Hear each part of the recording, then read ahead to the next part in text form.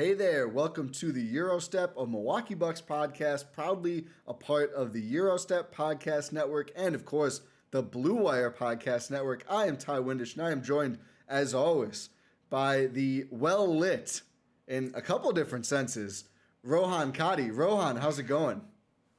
I'm doing well. I have lighting. And? That's all I'm gonna say Okay. about that. Doing well. Thought we'd switch it up a bit. If you're listening to this, make sure you're subscribed. We're gonna do this up top now. Oh. I'm just gonna say it. Oh. Yeah. Make sure you're Okay. subscribed wherever you're listening. Make sure you're subscribed on YouTube if you're watching it on YouTube. Subscribe to the Substack, gspn.substack.com. Just make sure you're subscribed. Make sure you check out all the content. We usually do this at the end, but it's like, I don't know if you guys are all sticking to the end. So of course, 100% of people who tune in are listening intently all the way through, Rohan. Don't be silly. As we record right after the Bucks beat the Lakers, I figured it was going to be a beat down. It's just a beat. 109-102 at Fiserv, starting off the homestand with a W. Speaking of W's, do you want a W in your life? Are you a college student or maybe somebody else who is a listener to Gyro Step Podcast Network and looking to get involved a little bit?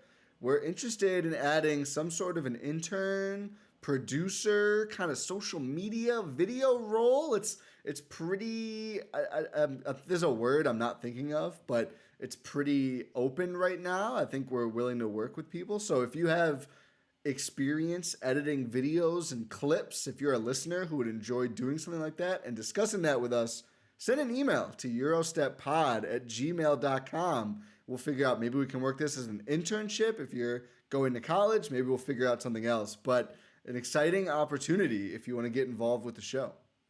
Yeah, I mean, I'm biased, obviously, but I feel like we're pretty fun to work with. Yeah. It's a fun opportunity, so you can get involved. It works for everyone involved. Just if you're interested, just let us know. We'll figure something out. I'm a little bit of a diva, but Rohan is great to work with. Okay, I think that's enough plugs. Go check out all this stuff. Rohan and I both dipped the pen this week for the Substack, so check all of that out. But Bucks Lakers, this is the first Bucks game in a few days now. There's nowhere else to start but Giannis Antetokounmpo. I was thinking about being sarcastic and saying a totally random name. You know, why was Yorgos active and Sandro Mamukelashvili wasn't? No.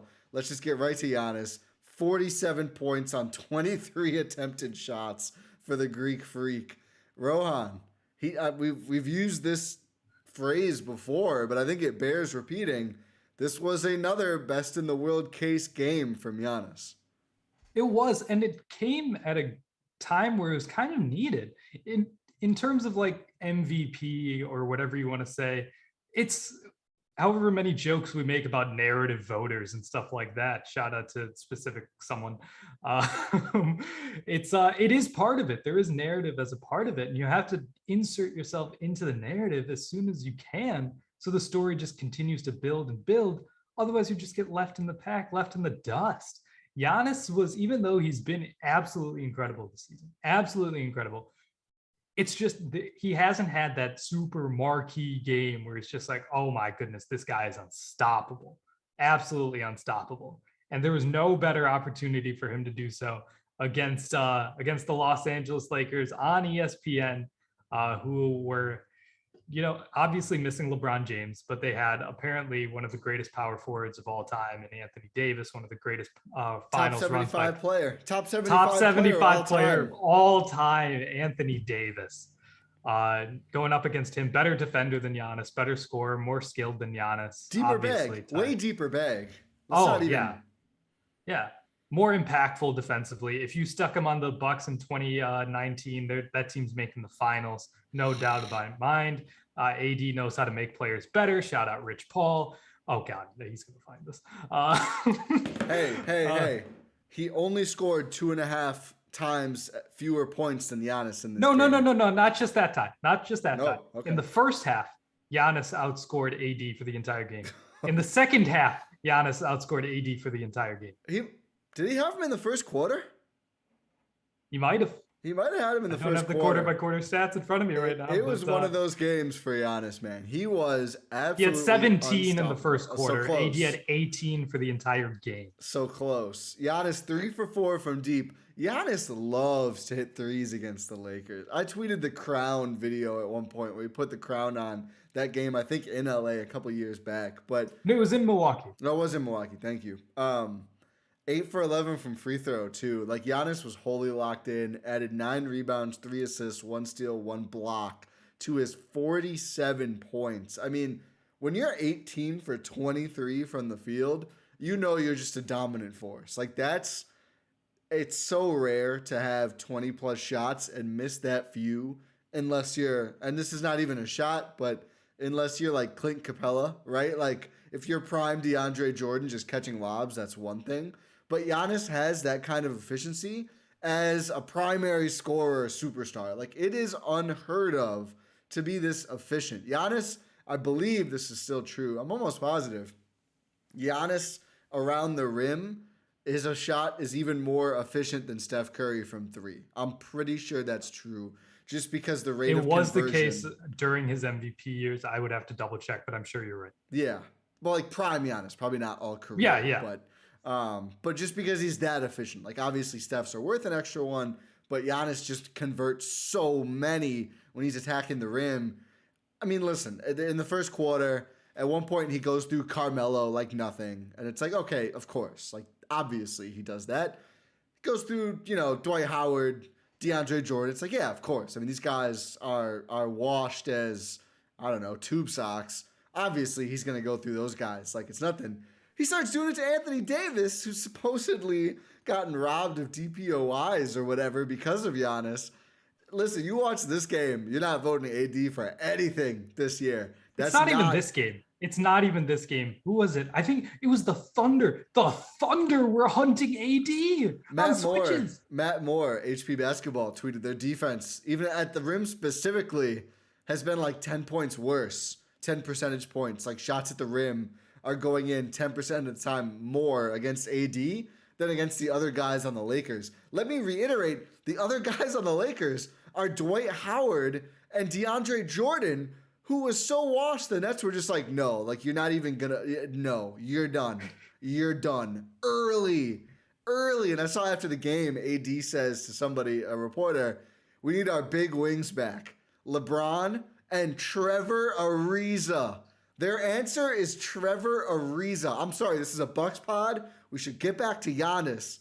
If your answer is Trevor Ariza, you are asking the wrong questions.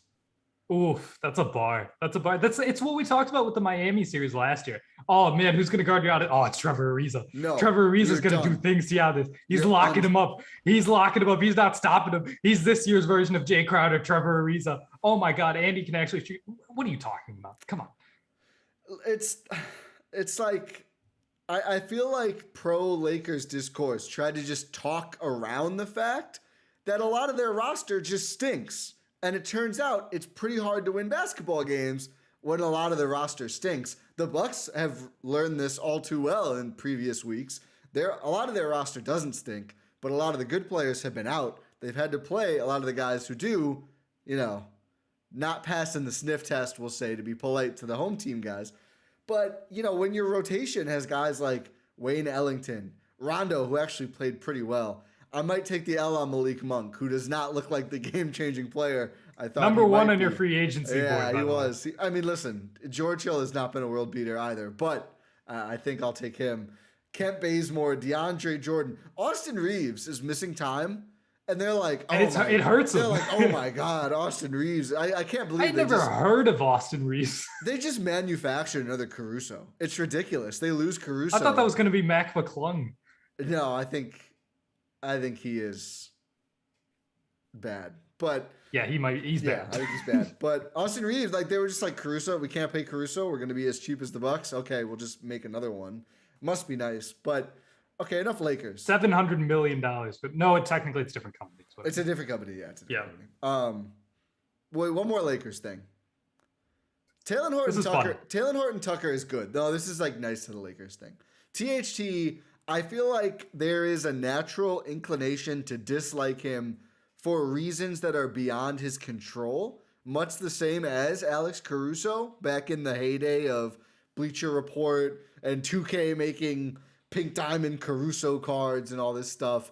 Like, THT, it's not his fault. He did not choose to go to the Lakers. I'm sure he likes it, but he didn't choose that. I don't think he's sending texts to ESPN to post his highlights. I think if you could do that, there'd be just too many highlights. He's good. He can play. At least he was really good in this game. He impressed me. I was pretty low on him coming in. That kid can play. But otherwise, Lakers, not a great showing. This was a good Westbrook game for them. Westbrook looks like he's selling all the time. I don't get the Westbrook thing. 15 They have assists. 2 max players, by the way, and they're worthless without LeBron. I can't remember who tweeted that, but I think it might have been Jabari Davis, I think, who tweeted that the 2 max players on the Lakers and they're worthless without LeBron, with Westbrook and AD. 15 assists. Tough scene. 15 assists, and it was just, this was one of his best games as a Laker. Isn't that wild? I didn't think he was all that good, but it was one of his best games as a Laker. Okay. Yeah. Okay. It's a low bar. Yeah, I mean, yeah. Did you see the one play where he tried to take George Hill? Is that where he just pounded the ball when it was laying on the ground? Yeah. Yeah. And then just turned it over. It's great. It is in his nature to pound the ball. This was 19 and 15 assists, only 4 rebounds, which he must be pissed right now.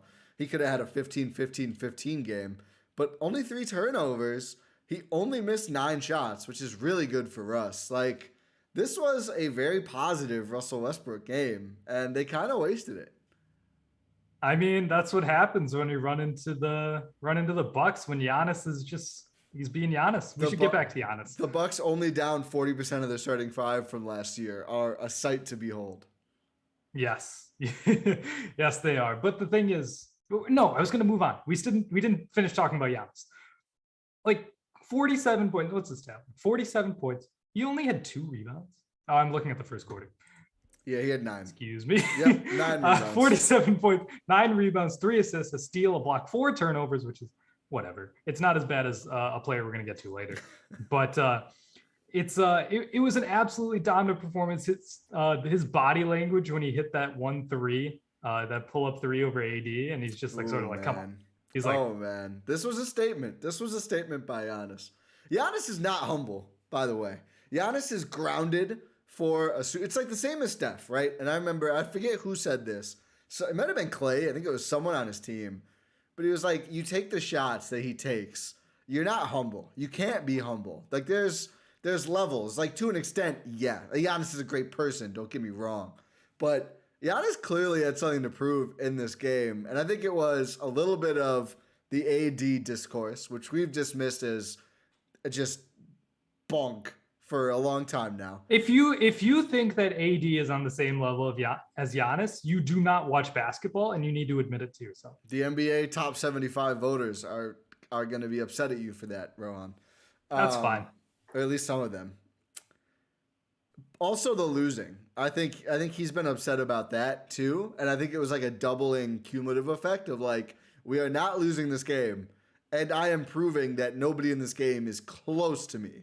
No disrespect to, he's kind of is disrespecting Jrue and Khris, right? Like, no one's, this has been so hard.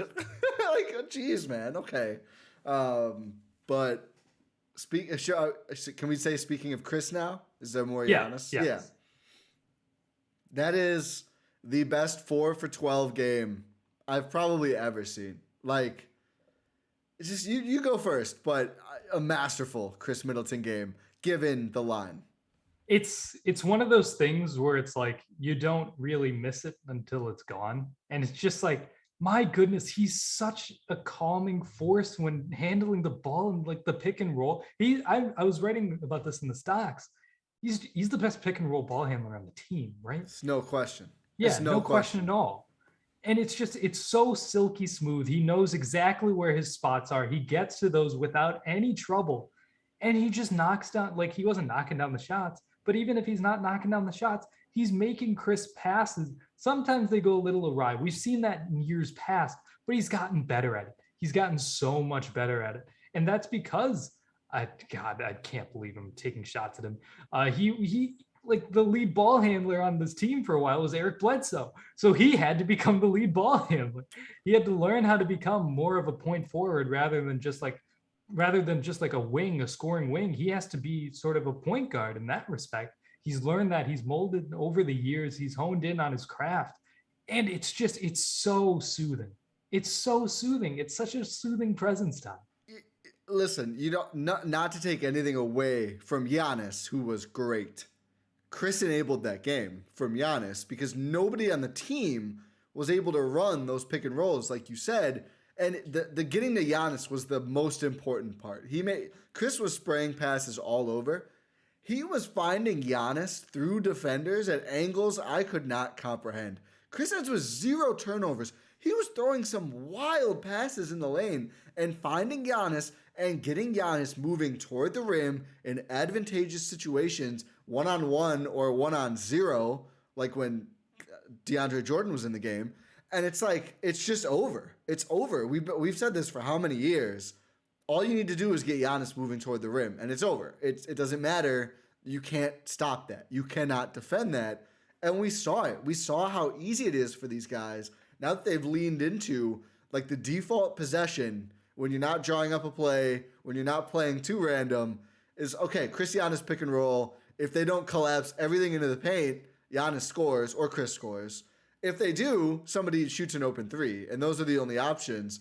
It's still not guardable. Like, even with Khris, again, like first game back from COVID, played 30 minutes. Like, you could tell Khris, too, was like, we're not losing. Like, put me back in there. And he looked good, I think, except for the shooting. And I just think it didn't even look like it's conditioned to me. It just looked like rust. First game in a couple weeks. Yeah, he's missed 10 games. Like, yeah. So I thought that was totally normal. Second highest plus minus on the team. We'll get to someone else later. But I just thought he looked so comfortable, and it enabled Giannis to do so much more. And also, like, quietly, having another having a Trevor Ariza-like big wing really helps them with rotations, because you can see, like, we'll get to number 37 at some point later too. They were able to just excise his minutes and they didn't even play Bobby that much late in the game, but they were like, Khris and Pat can handle it, and they did. That was enough size. So I think that's a really positive sign moving forward too. This is why we're so high on Pat being a 4. It's because of the switchability, the versatility on defense. It's not about the offensive end. It's about the defensive end. And Khris is exemplifying that. That's the Khris role that Pat has sort of filled over the past couple of years now. This is weird. I was thinking about this. It's been a couple of years now. This is year 4 of the Bud era. Yeah. That's insane. It feels like it's gone by in the blink of an eye, but this is a year 4. Wild. Wing University is back, by the way. Pat Connaughton. Pat Connaughton. That's true. Pat's the best graduate ever. I'm sorry, Damari Carroll, but it's Pat now. Like, Pat is the esteemed Is Pat better alumnus. than Damari Carroll? Yes. Adam McGee, get mad. I don't care. Pat is better. Take it, Hal Greer. Is that the guy you were upset about? I pulled him in 2K Diamond, by the way. Congrats. Thank you. I have not pulled anyone in 2K ever, but last game, I don't want to get into it. Even if Pat and Khris are just like both 3.5, I think you can still cobble to get 3.5 instead of a 4. I meant like positionally, not out of anything. I think it can still work. I would like to see Khris size up more and sometimes and play bigger, but it wasn't really an issue tonight. And also, like, a bad shooting, like, let's just bounce around to some guys we're not going to talk a whole lot about. A bad shooting night from Grayson. He didn't close, which I didn't like. I think he has proven he can shoot his way out of a bad shooting night. Like, what was it, the end of the Celtics game? Yeah, like, he was bad that game for most of it, and then he just wasn't. Like, I trust him. And then he just hits, like, a double step back 3 to tie the game and send it to OT. He, like Pat, I think he is also nails. Not to that extent yet, but I think he is. But Grayson has 8 rebounds in this game. Jrue pulls down 6, which was nice. Bobby only has 5. George Hill pulls down 9. So I do think, I don't even want to call it That's where all of Westbrook's rebounds went. They went to George Hill. It's true. I don't even want to call it a silver lining because the situation sucks so bad. But if there is anything positive about the Brook Lopez extended absence, I do think some of the perimeter guys are learning to cope without him. And if that makes the team 5% better at rebounding in the non-Lopez minutes in a playoff series, that could help. Even if Lopez is playing a lot, it could help because we saw them get out We rebounded. don't know that, Ty. Tell us something, Bucks. But yeah, we don't know. Yeah. But we don't. But we saw this in the last run. Like, even sometimes when he was out there, but especially when he sat, they would lose boards that they had no business losing. So this could be the rare. Again, I'm not spinning this as a positive by any means. It does look to me, though, that they're starting to figure it out a bit. I don't think they're getting demolished as much on the boards, although the Lakers do play a little smaller. Yeah, it's this team isn't good, man. This Lakers team, they have a million centers. They started AD at center this game finally. I know they've been starting in the last couple games at center, but like they started DeAndre Jordan to start the year, and it's like, oh, they play big, but they still get demolished on the boards. Like, what's the point of playing big if you're not even going to play big?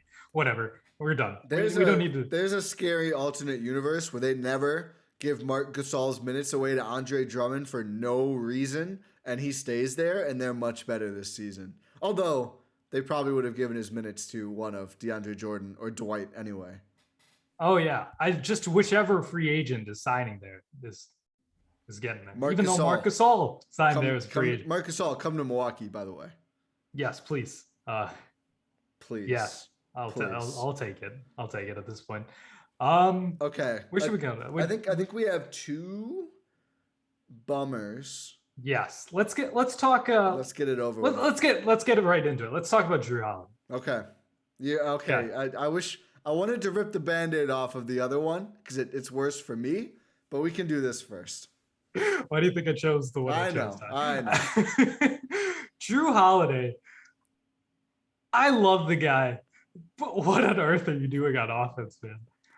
What are you doing? You're getting the ball taken away from you by Kent Bazemore, Russell Westbrook in crunch time. And not only that, you're missing layups. Like, it's like what's the saying? Like $1,000 move, 1 cent finish or something like that. I like that. Yeah. Well, I don't like that, but it's like he has like a beautiful spin. He gets great positioning and then just bricks a layup. That happened like 5 times this game. What is he? 3 of 13 from the field, 1 of 6 from 3. Yep. He attempts the second most threes on the team behind Pat and tied with Khris. Not great. This is a trend that we've been seeing recently. Not even a trend. It's just been a thing ever since Jrue Holiday has been a Buck.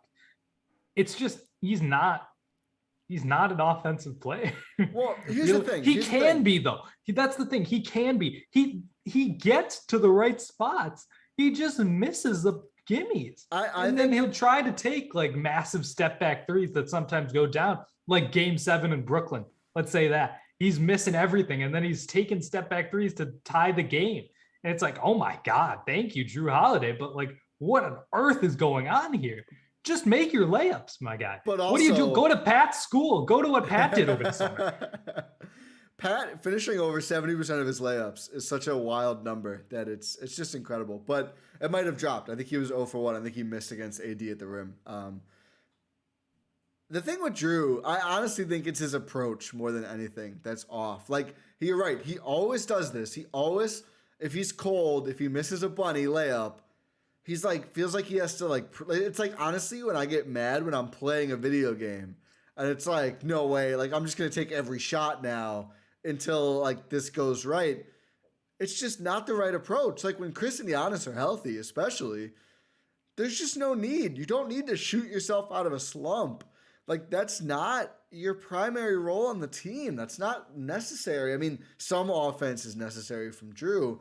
Not all these threes. And he is the most likely Buck to take 7 god-awful threes for no reason. Early in the shot clock, not running any offense, just like, take a three. The missed layups, I don't even know if I can be upset at the attempt, like, a little bit. If you've missed 5 layups and you miss number 6, it is maybe just don't even do that. But also at a certain level, you kind of have to attempt layups if they're there. If you can't, you're kind of just unplayable offensively. Jrue did have 8 assists, 6 rebounds, 4 steals. He's a fantastic playmaker. Playmaker. Some mind-boggling decisions tossed in there oftentimes. It's like he just has these games where he's just trying to do way too much all over. Do you want to know? He's played 9 games this season, right? Yeah. How many times have you shot over 50% from the field? 2. Yes. Whoa, nailed it. Yes. Can you guess which 2 games? Brooklyn. Yes. And I don't know if I can guess Boston. No, it was his first 2 games of the season. Oh, that's a bummer. Yeah, he missed the game in Miami, and then he went a nice 6 of 9 from the field in San Antonio. Nice. His last 7 games here, 37.5, 37.5, 28.6, 43.8, 24, 47.1, and then what was he today? 23.1. Yeah, it's been abysmal. It's not great. I've seen speculation out there that he came back too early from the ankle/heel injuries because they were down so many players. One, I don't think I buy it because they're down so many bigs forever and they just won't sign one. So I don't know if they would rush Jrue Holiday back. And Justin Robinson has kind of held his own. He played better than some other players, at least one on the Bucks tonight. Probably 2, honestly. Or he would have, I should say. But I don't know if I buy that. And it's been several games now. If you need to sit. But you just can't be playing offense like this. If you're going to miss some layups. I mean, you shouldn't, but if you have to, it's the threes that kills me. It's just, you can just see that he's trying to, honestly, I almost trust him more on a 3 than a layup at this point. Well, it's just he probably makes them at the same clip, so why not take the extra point, I guess. But it's the way he takes them. If you miss an open catch and shoot corner 3, that's one thing. This step back early in the shot clock when I'm 1 for 10. He'll do it in transition. It's awful. He did it a couple times in Atlanta. He did it in Boston in crunch time. It was just it's bad. What's going on here? You're down 3. He has Grayson trailing on the left wing, I believe, in Boston. And he just takes a step back in transition at the top of the key. Thankfully, they get the offensive rebound, which leads to the Grayson Allen 3. But it's what's going on here? He's such a smart player. Such a smart player. I don't understand it. I really don't. And I'm not super worried about it, right? This isn't a cause for panic or anything, because we just saw them win a title with Jrue Holiday not being much of anything on offense. We saw that. That happened just a few months ago. It's just a little worrying. How about that? Yeah, it definitely is. I think he's going to snap out of it. I think it's just a cold spell, but it is one of those things where it's just it's just so just ugly to watch. It's just bad basketball. It's definitely not something that we would expect from the third option on offense. Is he the third option right now on offense? He's definitely taking shots Well, he's freezing out Grayson Allen, so he might have to be. He won't pass to Grayson Allen. Have you noticed this? Yes. Every fast break, every player, really. It's Grayson Allen wide open, and Drew's just no thanks.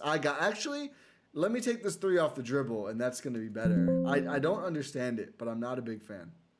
Yeah. It's, yeah, let's just stay with worrying. Do we have anything else to talk about Jrue Holiday? We're not saying he's a bad offensive player. Like I mentioned earlier, good playmaker, can see the floor really well, still a great defender. He's still really, really good. It's just make your layups. If he made his layups, we wouldn't be worrying about this. Really.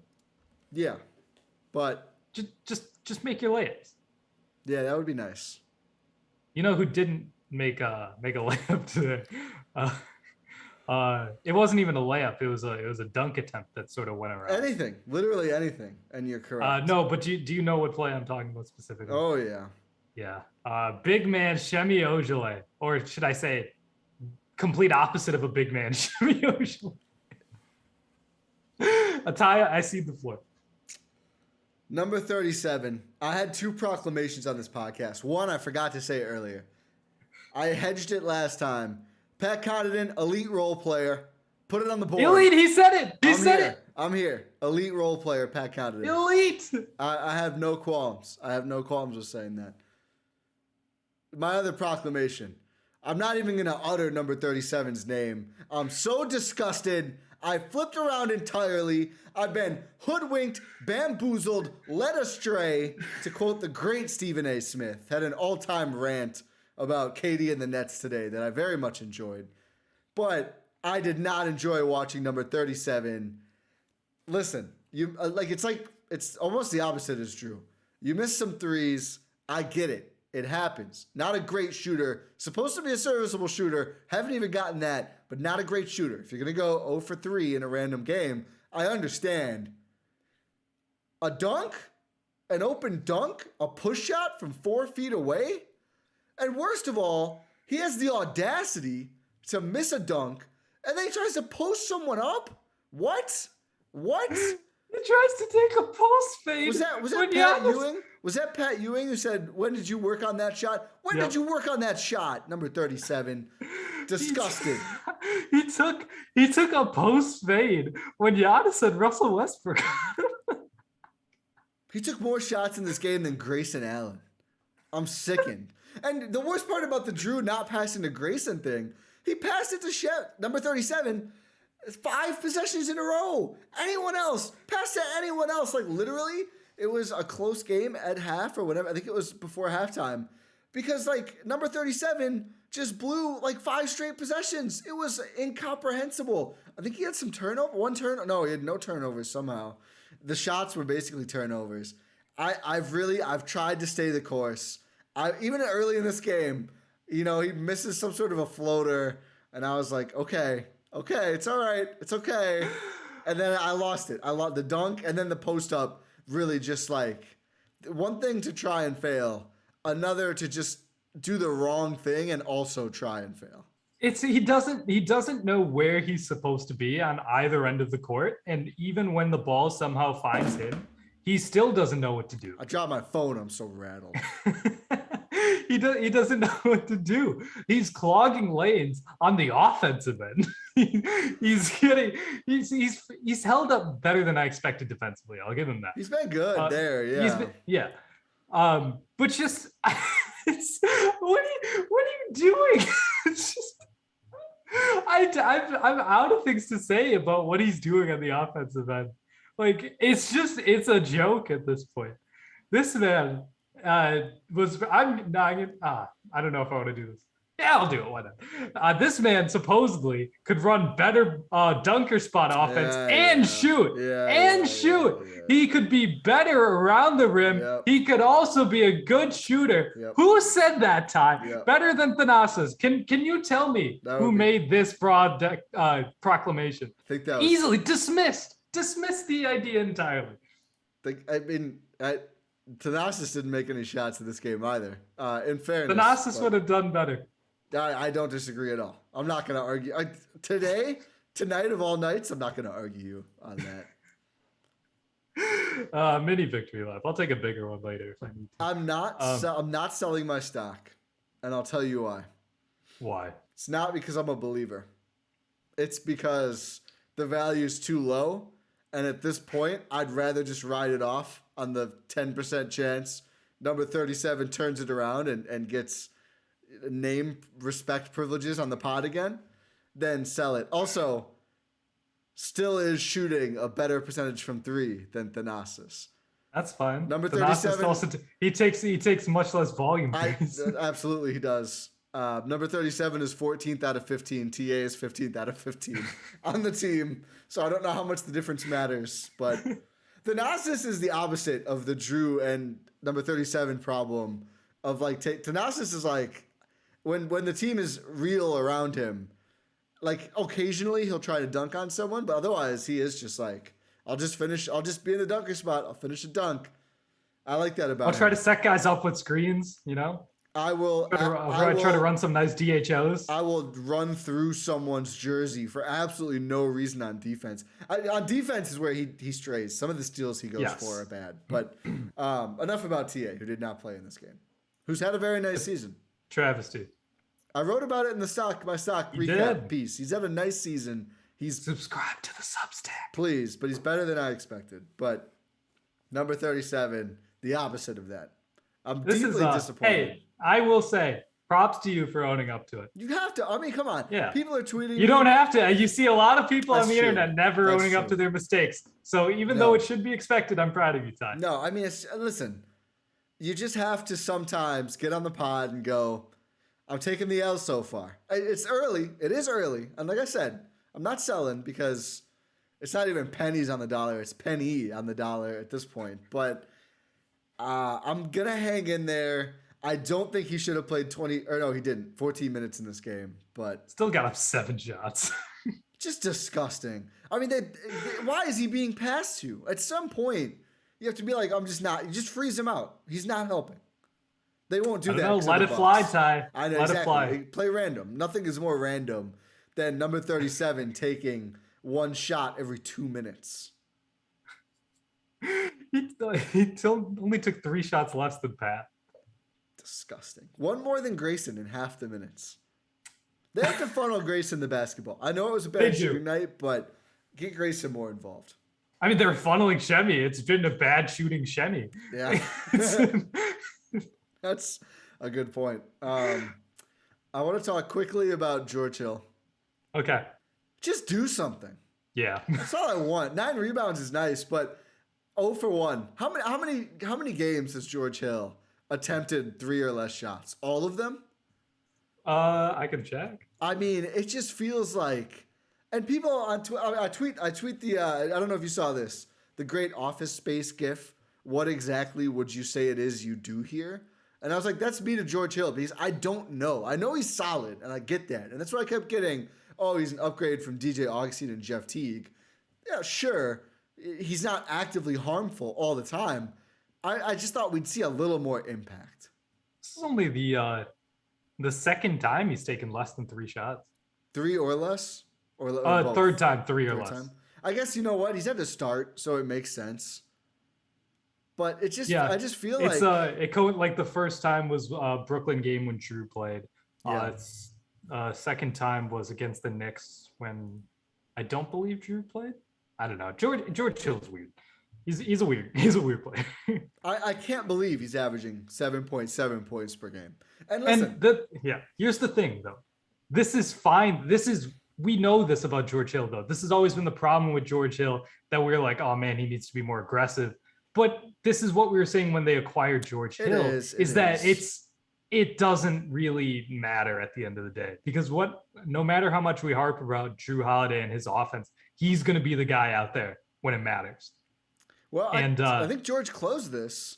He did. But that's the real value. I mean, I think the value of him is that he's so versatile. Well, I was going to say just like steady and reliable to a fault. You know, he's like a mid-2000s Toyota. Nobody is like, oh my God, can you believe I drive a Toyota, by the way. But that is weird. I see a Toyota commercial on my TV. We're taking over. I shouldn't have said the name of the brand but I needed to for the analogy. free brand deals. No free brand deals. But it's like no one is like freaking out about it. But also it's like you got to get to work. You know, you need solid backup point guard minutes. So I'm not even anti George Hill. I think I'm probably overstating it, but I'm just like, there's just not a ton going on, which again is like that's been the problem other teams have had with him. And it's funny because my whole point was like, he's not going to need to do much, and he's certainly not doing all that much, which is fine. But it's like he's really just like so even keeled. He's just chilling out there. He's just vibing, thinking about the ranch. He's just so happy to be back on the Bucks, which is a good thing. He's so happy to be back. What if they trade him? What if they trade him again? Honestly, he might just retire. As long as the trade goes through. He might retire. Well, they might need another playable forward. We'll see. I mean, I don't want to look at the whole rotation right now, but Jordan Nwora not ready for this, man.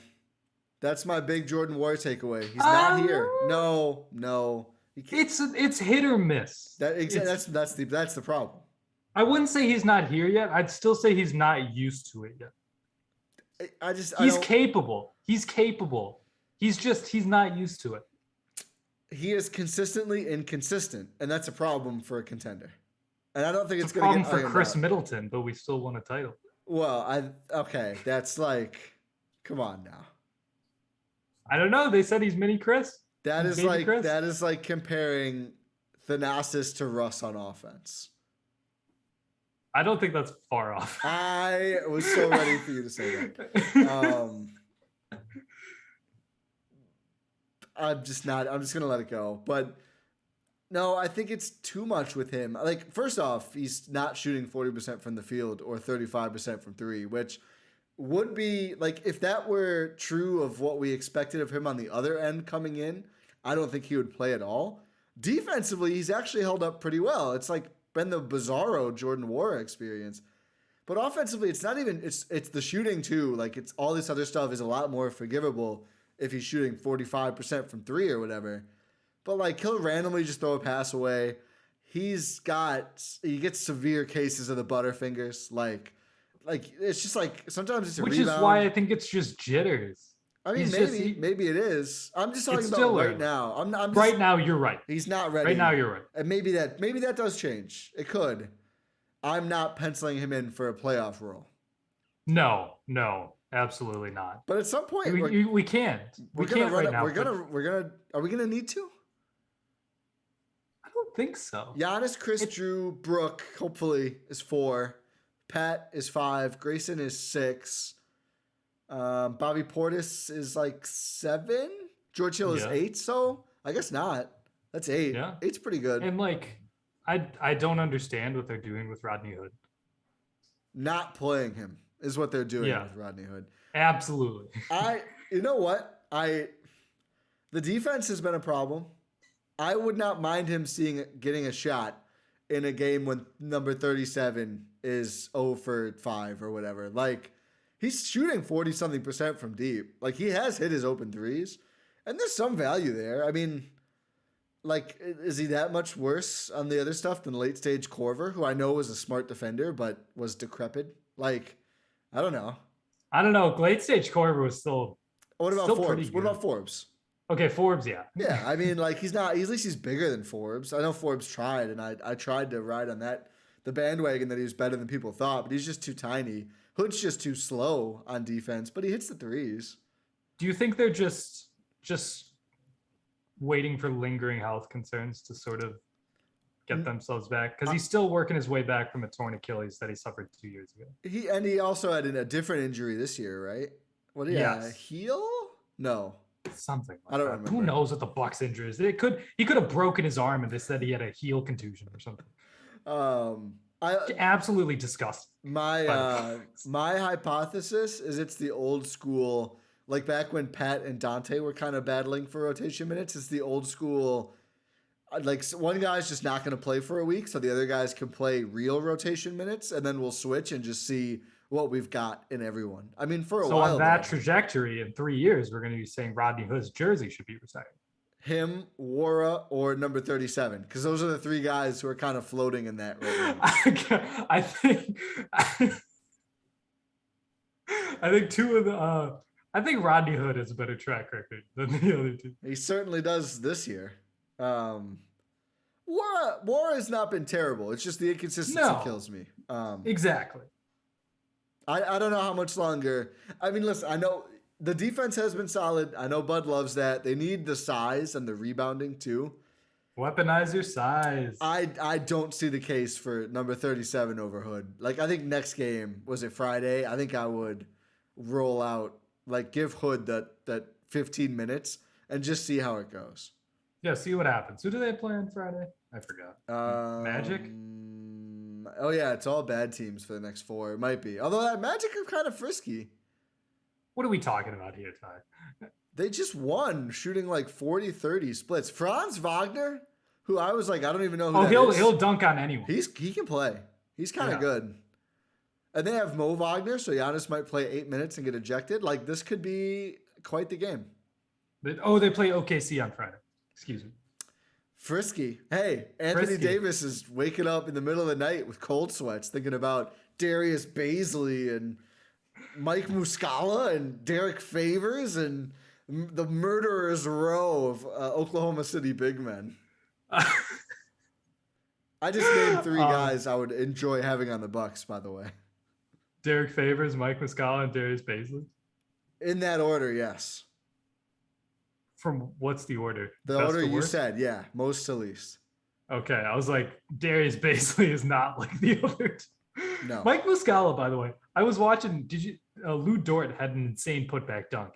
He was on a Mike Muscala missed three. Yeah. That shot looked exactly like Ersan's shots.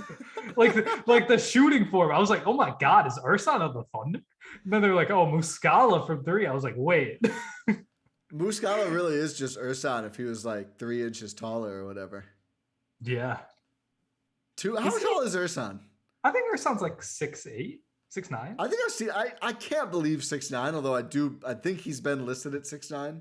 I don't know if I buy it though. He's listed at 6'10". No way, he's 6'10". He is 6'7", 6'8". Bebo ref has him at 6'9".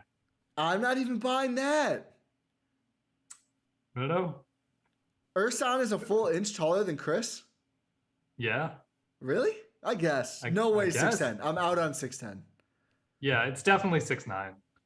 Khris is listed at 6'7". Okay. Yeah, I guess that makes sense. Yeah, I think when they did the more accurate measurements, I think Khris was one of the guys who lost the inch. Yeah. Hey, it's okay, Khris. You're still a baller. Yeah. Simultaneous. I'm just trying to think of what else we can take away from this game. Are there any other big picture things you wanted to hit? I still would like another big, but I think I'd also like Brook Lopez. I would like that. That would be the best one available. Or Robin Lopez. You were tweeting about him announcing his own buyout. I wish he didn't really. To be clear, if you missed, I don't know who doesn't have Robin Lopez Twitter alerts on, but if you are the one, no, of course not. Okay. But they tweeted like they pushed me out of the team. I don't know, bus. man. You had who was the player you had on Twitter? Bismack. Yeah, you had Bismack Biyombo Twitter alerts on, and you're like, oh my God, no way I could have Robin Lopez Twitter alerts on. And then Bismack Biyombo. Well, Biyombo was a free agent at least. He's still a free agent. He still is a free agent. I will tell you, I forgot I did that, and then I randomly get a notification. And it's just like the way they show Twitter alerts, it can be hard to tell what it is. And I was like, did Bismack just at me? What is this? And I clicked on it and I see the little badge on his profile. I was like, oh, okay, got it. I was like, well, did Bismack listen to the pod and he like has thoughts? Like, is he going to be like, you were out on me too early? Like you let people convince you too quickly? I don't know. He didn't tweet me. But yeah, Robin Lopez. Yeah, no, he tweeted, they pushed me out of the team bus with $5 at Sbarro's or whatever. And I was like, is this his way of announcing a buyout? Please come to Milwaukee. Please. I mean, he's not playing for the Magic. He's not. Well, I mean, Mo Bamba, who we've said this before, but you can't ship him to the Bucks anymore. He's a real guy now. Which I will say. He's logged 8 out of 9 DNPs the last 9 games. And in that one game, he played 7.5 minutes. What are you doing? Just free my guy Robin. Well, I mean, I get it from their perspective, though. Oh, yeah, 100%. Mo Bamba's insane. And Wendell is shooting threes now. Wendell's shooting 45% from 3. On an insane rate as well. Yeah. Like his 3-point rate is at a career high. Yeah, oh, yeah. It's wild, but maybe just like, there's 2 games in a row against the Magic at home for the Bucks. Just leave Robin Lopez with us, please. I'm down. Give Robin Lopez a ring like he deserves. They also have the worst Wagner, who's pretty much a center at this point too. A lot of centers. Yeah, I'm out on the other Wagner. Yeah, no, I don't want him, but I'm just saying like even if they got rid of Rolo, they still have 3 centers on the team. But this is John Hammond for you. Like John Hammond is like, ooh, baby, what's Robin Lopez's wingspan? Oh, we need that. They can. You know what they should do? Buy him out and sign Thon. One more chance. Listen, they made Wendell work. They made Mo Bamba work. Cole Anthony's having a great season. Cole Anthony's ratioing people on Twitter as we're recording. This is good for him. They're almost They're almost dead even when he plays, which is tremendous for the Magic. But this is the redemption year. John Hammond, go for broke. Go get Thon on the roster. Is he? He's playing in Israel, right? We have our Israeli correspondent. Yeah, we'll have to Jordan ask Kresge Jordan. on We'll the have to case. ask Jordan about that. I'm not sure. Do you He's playing know? on the same team as Mirotic, isn't he? Or is he not? No, If Mirotic is in Spain. yeah, of course he can't leave Spain anymore. He's on the same team as who? I don't know. This is a lot at this point. I will say one last take, and I've been very defiant on this previously. The Mo Bamba thing has me slightly rethinking taking Marvin Bagley for salary. I still don't think I'd want to do it, but I'm thinking more about it because I thought Bamba was as washed as I think Bagley is, just about. And he's good all of a sudden. So Rohan doesn't look in. If you're not watching the YouTube, he doesn't look in on this. No, not really. Also, on this team in Israel, Thon Maker, Sean Kilpatrick, Oh, Bucks legend. Anthony Bennett. Cavs This legend. team's a juggernaut. Sean Kilpatrick still in his Bucks jersey in his official photo. Not as obviously not his team photo, but his Google photo. His official photo. He brought his Bucks jersey to go take the picture. Do we have anything else we need to talk about basketball-wise here? I don't think so. I just want to do one. Oh, never mind. I always forget. So the real reason the Bagley thing can't work, he makes $11.3 million this year. Yikes. Because he was drafted, what, two? I think? Two. So the rookie scale is actually pretty high. So it's one of those where you're either at like Dante and Pat or Brooke, and it's just like absolutely not. No way. That's really Unless they buy him out. Yeah, I suppose that could be the one situation. I guess I wouldn't hate it. I mean, I don't love when a guy's dad is tweeting and the agent is putting out statements. Like, I don't love that, but maybe it could work out. And if not, I mean, he's on a minimum, just like get rid of him. But yeah, okay, no, let's do the contentious debate. Okay, so we this has been something that's been apparently just been a thing on Bucks Twitter for a little bit now, and I've just missed out because I'm not as online as I used to be. Goals. But yeah. Apparently there's just this massive debate over crunchy versus creamy peanut butter. That's just it is contentious. It is a hot debate. And Ty, I already spoiler alert, we're on the same team here. It shouldn't be a debate whatsoever. It really should. Creamy peanut butter is for children who have no babies. teeth. It's babies. It's because they can't chew on it. Yeah. It's easy for them.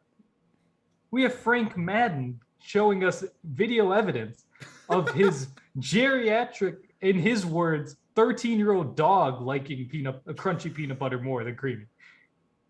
That was an act. He did tweet me that video. That's nice. For me, I just think it's a fundamental misunderstanding of what makes food good and just underrating texture. Texture exactly is a big part of food. That's why, and I know this is a sad point of use for you, but for someone who eats legitimate, actual meat and the fake stuff, which I think is good. I think they do a good job at the imitation hamburgers and stuff. There's just always that difference of it's a different texture. It's not as good. I think even if they get the flavor as good, which they probably won't, but they try. I just don't think it'll be as good of an eating experience because it's you can tell okay, this is a soy patty. It's not a hamburger or whatever. Crunchy peanut butter is so satisfying. And people are saying, "Oh, creamy for sandwiches, crunchy for just eating," which have I done that time to time? I need a quick snack. I don't have much. I get a spoonful of peanut butter. Yes, I have. I won't say that I haven't. I don't. It's not a go-to. Get us some celery. Celery and peanut butter. That's good. That's elite. I've just done bread. Apples and peanut butter. This was me in college. Real DGen hours. I would sit in my lofted bed with a $1 bag of Walmart whole wheat bread and a thing of crunchy peanut butter and a butter knife and just sit there, slap, fold, eat. That was the way I was living back then. Thank God for my wonderful girlfriend who will not let me do stuff like that anymore. I miss those days sometimes, but not often. Those peanut butter sandwiches slap though.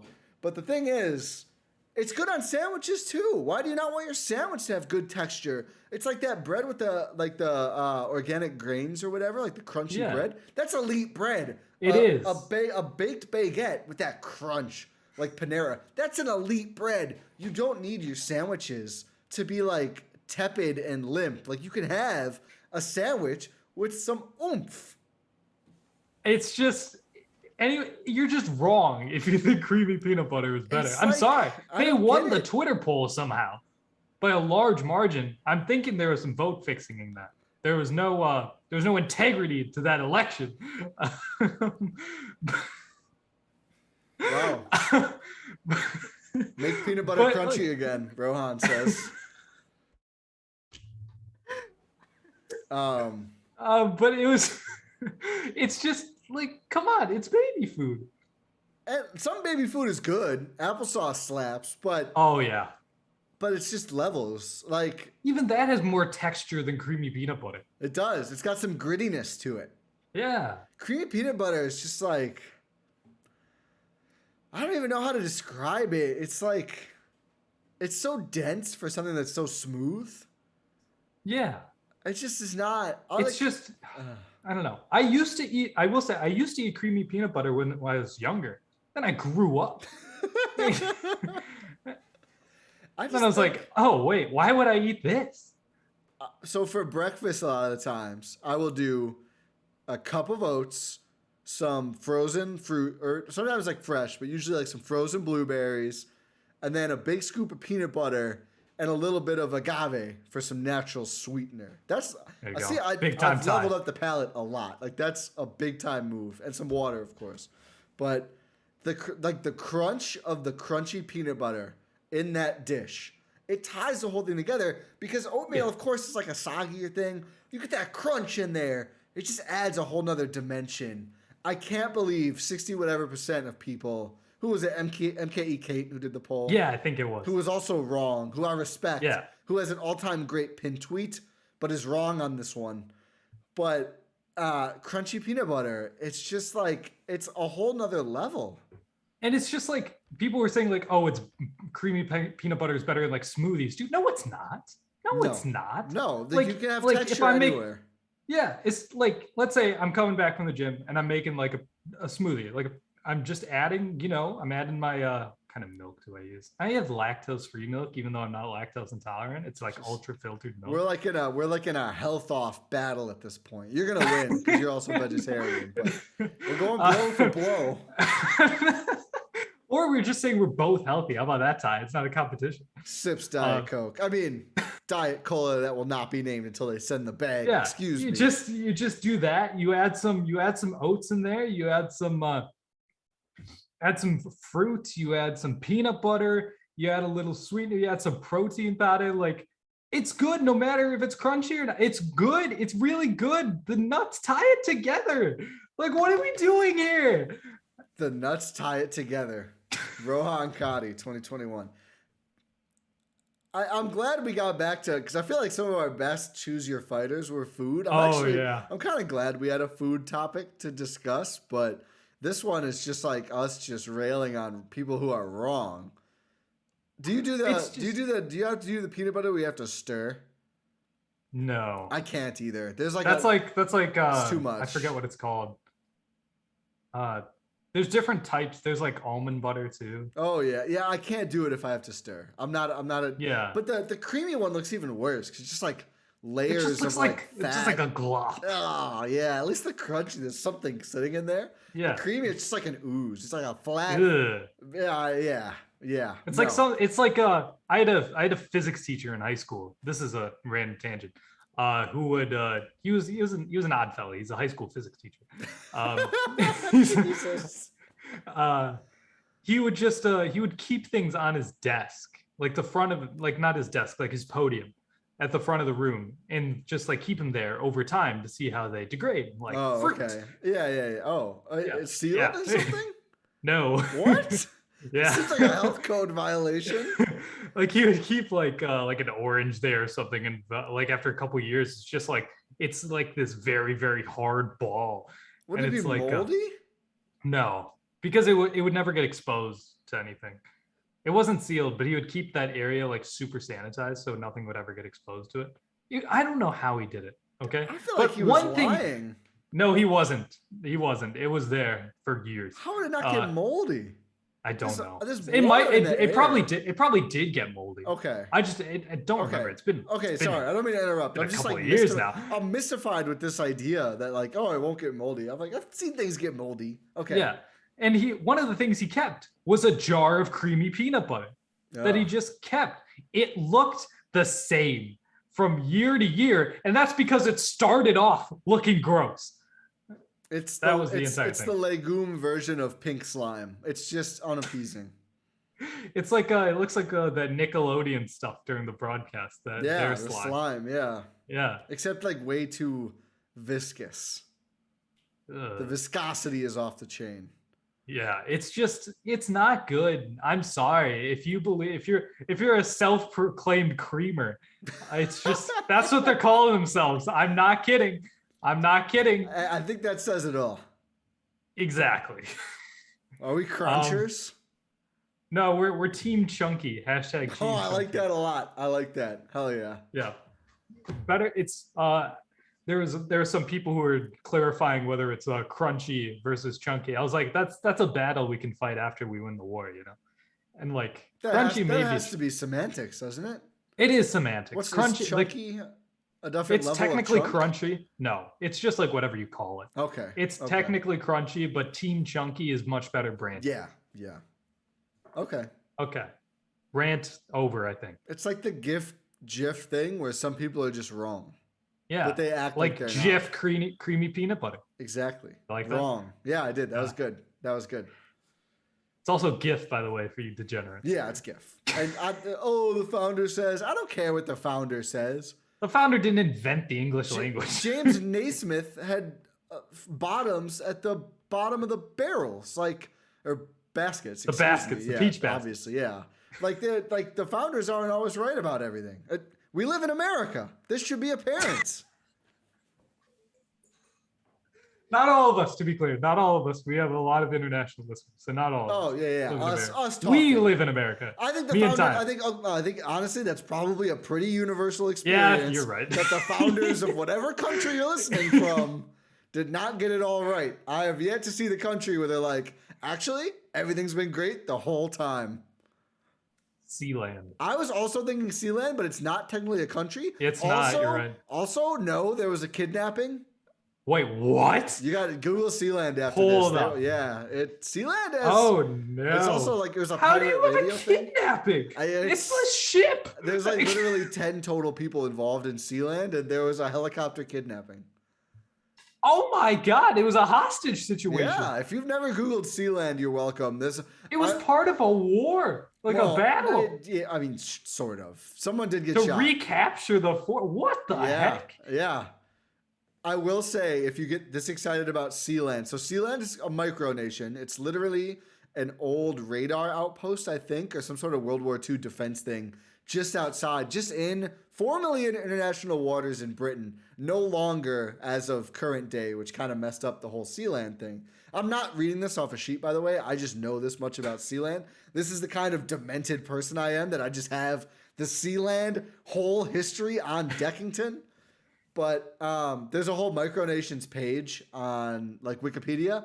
The rest are all super boring comparatively. It's like they found a spot in contested Middle Eastern desert, and they were there for a couple days, and they were like, this actually is trash, and they left before a war happened. And like a sinking ship and stuff. And most of them are not that good. Some are okay. Sealand, 10 out of 10. Sealand, even though, it has its problems. Like the smallest technically recognized countries in the world are what? Number one, Vatican City? Vatican City, right? Yeah. Yeah, it's got Vatican City, Monaco. Yeah. Oh, that's one too. Yep. Yeah. See, I'm not saying Sealand is good. I'm saying the story. It's a good Wikipedia. Yeah, 100%. 100%. No, Yeah. I'm just trying to think of the founders thing. This is probably not something we should talk about. There's none. There's zero. No, there's absolutely none. There's zero. I'm sorry if you're listening in Liechtenstein or whatever. I'm still not buying it, man. Countries were founded when... No, 100%. 100%. People You're right. People had different ideas about a lot of things. Yeah, 100%. Those guys did not. No. They were not right. Um, All right. Well, now that you got your shot at Liechtenstein, I think we can wrap. If you're listening to this from Liechtenstein, Let's see tweet how me. many Liechtenstein listeners. How many Liechtenstonians do we have? Is that what they're called? No, absolutely not. I have no idea. They might be. It's certainly not that. Yeah. Monaco seems pretty cool. It's all the rich people, right? Yeah, I'm sure there's nothing morally wrong there. That's usually. I never said there was. Usually a recipe for wonderful Andorra ethics. is really small. Andorra's right between like Spain and Portugal, right? Maybe. I think so. That's not sure. Geography. I'm probably embarrassing myself. Fun fact, in third grade or fourth grade, I won my school's geography bee. I wish we had those. We didn't have those at the school. Here's the thing. This is my weirdest flex of all time, and I'm not sure how many people have actually stuck around to listen to this. But I demolished the competition so much that they were following like national guidelines for rules. And I was so far ahead of second place that they wouldn't even like advance to like the final round. So it would be me versus me. So they had to break the rules to let other people participate. Wow. So you were literally like Kareem. Like they were like, we can't let people dunk anymore. I was the Kareem Abdul-Jabbar of fourth grade geography. Or That's third impressive. grade geography. That's something to hang your hat on. I think I'm hoping to do more important things to hang my. That's tough. That's gonna be tough. It will be. It will be. I'm pulling up our countries. Okay. Well, we have a lot this year. 90. I thought you were gonna say from Liechtenstein. No, 96 total countries. Hey, no, seriously, shout out to everyone who's listening to this international. It's incredible. It starts with LIC, right? Liechtenstein. LIE. Oh, hold on. No, Liechtenstein. So we didn't offend anyone. There are 32 unknown, so it's possible. It's possible, but no, like seriously, shout out. It takes a different level of dedication to keep up with the team when you have to be like on an opposite sleep schedule to really keep up with the team. So shout out to you guys. We hear all about it from Adam. He won't stop talking about how much he commits to it. So there are 30 countries this year, actually not even all of this year, like the last half of the year, that have listened at least 50 times. So, hey, that's awesome. In some of these, it's probably like one person who's been downloading every episode. So if you're the guy in Japan or St. Lucia, shout out to you. We appreciate you. Tweet us. Tweet us. We want to know. We want to recognize you. The country of Jordan, which may just be listening for Jordan Tresky. We don't know. If you're from the namesake. If you're from my homeland of India, let us know. 255. Yeah, that's what I'm saying. That's good. Yeah, shout out to India. But yeah, no, like seriously, like let us know. It's incredible. It is absolutely incredible. Shout out to you guys for your dedication. I think we should probably. Yeah, we got a geography. I think we're good. Thank you all for listening to this episode of the Gyro Step. This is why I did the plugs up top, because we usually devolve, and it's like if people tune out to not hear the plugs, this is why we're going to do it. But I'm going to plug everything again. Make sure you're subscribed on your podcast platform of choice. Subscribe to the Substack, gspn.substack.com. Make sure you're subscribed to the YouTube channel, Gyro Step Podcast Network on YouTube. Again, make sure you leave a 5-star rating on your podcast platform of choice. Only 5 stars. We got one. Yeah, that's what I was going to say. If you leave a 5-star rating, we will read it out. Ty, give us a review here. So the most latest one, the most recent one, I should say. So leave one now. You could be on the next episode. If you go Apple Podcasts right now, 5-star, or iTunes on your computer, I think you can do it there. Yeah. Andy84 from Australia, the great land down under. An absolute ripper of a podcast. And I know this is a good thing because, of course, 5 stars from Andy. Hey, boys, been listening to the podcast religiously since stumbling onto it last season while searching for any Bucks content I could find in Australia to listen to whilst working or on the drive, and only have things to say about it. And they're not all good, but he only has things.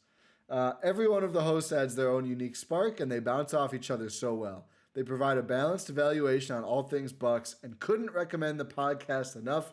Andrew, Sydney, Australia. I think For obvious reasons, we probably are not the number one Bucks podcast in Australia anymore currently, but we appreciate all of our Australian listeners nonetheless. Our number two country in listeners. So shout out to Australia. Let's go. Yeah, let's go. Shout out to the NBL getting their season started recently. Yeah, shout out to Chase Guys have Buford. a lot. Yeah, Chase Buford, Sydney Kings making his debut.